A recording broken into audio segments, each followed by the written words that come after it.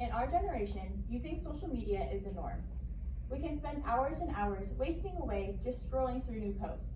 I'm going to ask you to pull out your phones and look at your screen time. I want you to say what your average daily screen time is and what your top 2 most used apps are once you get it pulled up. My daily average is 4 hours and 12 minutes, and my top 2 are Snapchat and TikTok. My daily average is 4 hours and 53 minutes, and then Snapchat and TikTok. My daily average is 4 hours and 23 minutes, and my top 2 are Snapchat and TikTok. So in this case, both of your top 2 apps were some sort of social media. As generations go on, we are relying on social media more than ever to be our source of entertainment and information. Are these things that we are reading and seeing helping us, or are they putting an unrealistic vision in our heads? Seeing as I have also fallen into the trap of social media, just like many of you, I'm here to change your point of view on social media from personal experience and persuade you to cut down on your use of it. By cutting down on social media, you will find yourself having more time, to have fewer mental health issues, and to have higher self-esteem. First, let's take a deeper look at how social media is getting us into this trap of never-ending scrolling. This data is from the Pew Research Center from a study done in 2021. As you can see by this, the percent of US adults who use at least one sort of social media site grew 67% from 2005 to 2021. And this is just adults. Think about us kids. Our percentage is much higher. Social media is addictive both physically and psychologically. Social media provides an endless amount of instant rewards, such as when we get notifications from likes or mentions. When we are experiencing something rewarding, neurons in the dopamine-producing areas in the brain are activated and our dopamine levels rise. According to Hope Crystal in 2019, dopamine is a chemical released in the brain that plays a role in pleasure, motivation, and learning.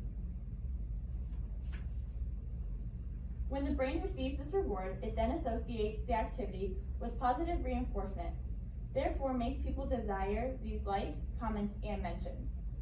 As found on a website written by Jenna Hillard, according to a new study done by Harvard University in 2019, self-disclosure on social networking sites lights up the same parts of the brain that also ignites when taking an addictive substance.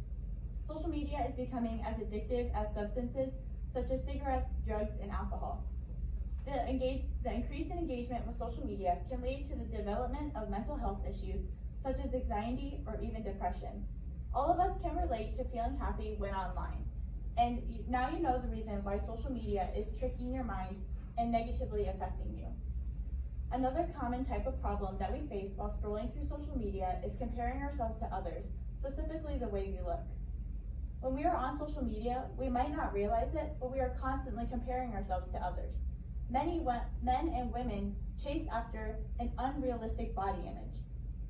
According to Ann Morris, the author of Pediatrics and Child Health in 2003 states, 44% of adolescent girls believed they were overweight and 60% were actively trying to lose weight, even though the majority of these young girls were within normal weight ranges. Something that we don't realize is that these things that we are comparing ourselves to may not even be real. Famous people such as the Kardashians use editing apps to make them appear more attractive. Not only do these posts make us want to look like them, people take this to the extreme and begin to eat less to reach that goal.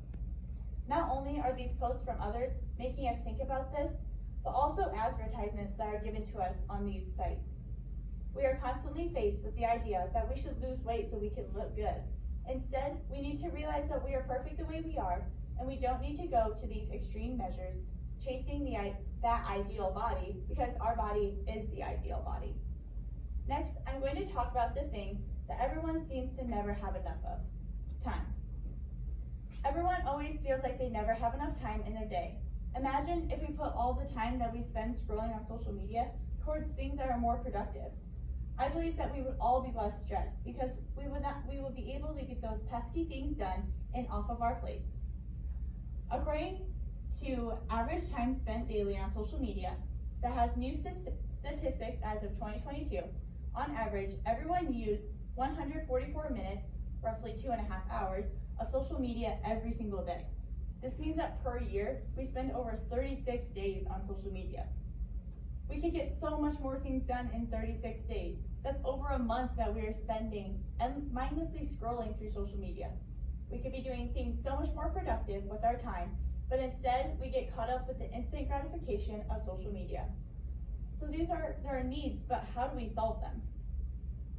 You can cut down on your social media use by using the setting a time limit on your phone.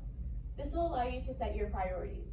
By cutting down on social media, it will allow people to become less addicted.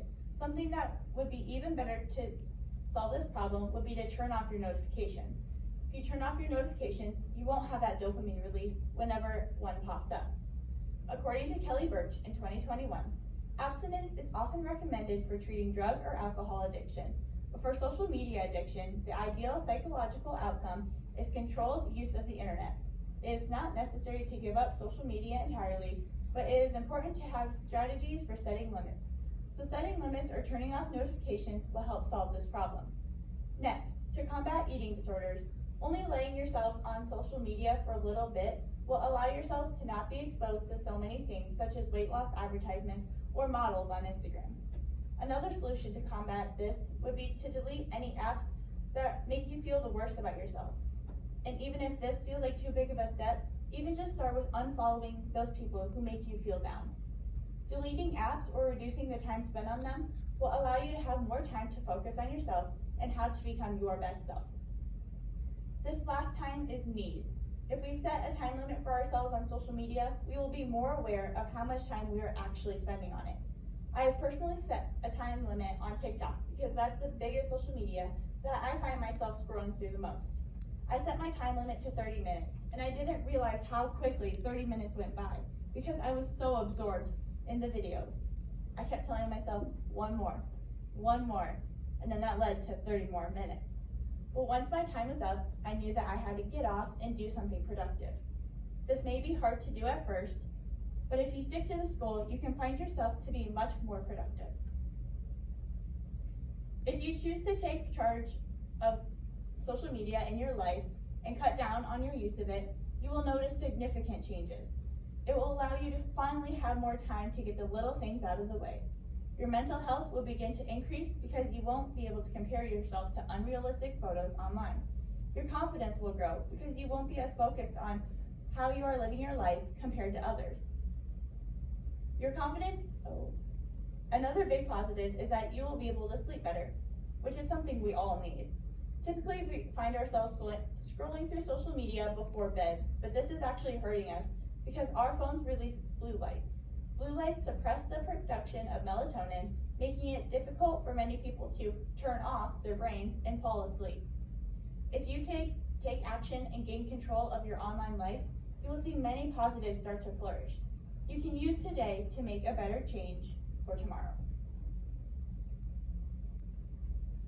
Social media has a huge impact on our lives, influencing us to spend as much time as possible on them, causing us to not be able to ever get off, and makes us compare ourselves to others and waste our productive time. All you have to do to reduce these effects are to cut down on your usage or even just turn off your notifications. I encourage you to take out your phones, set time limits on the apps that are causing you the most conflict, and then see the positives come from them. Social media has changed the way we live. If we use it smartly, having social media will change us for the good. Thank you. Are there any questions?